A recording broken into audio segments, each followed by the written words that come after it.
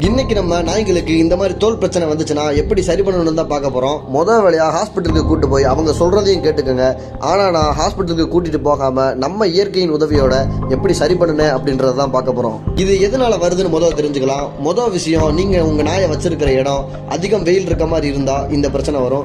ரெண்டாவது, நல்ல சத்தான சாப்பாடு கொடுக்கலனாலும் இந்த பிரச்சனை வரும். மூணாவது, நீங்க நாயை வச்சிருக்கிற இடம் சுத்தமா வைக்கலனாலும் இந்த பிரச்சனை வரும்.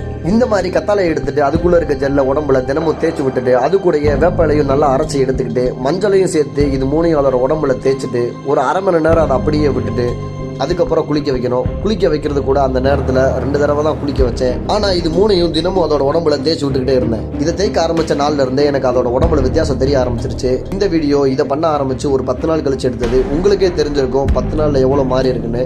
உங்கள் நாய்க்கும் இந்த மாதிரி வந்தால் 1000 2000 செலவு பண்ணாமல் நம்மளை சுற்றி இருக்க இயற்கையின் உதவியோட சரி பண்ணுவோம்.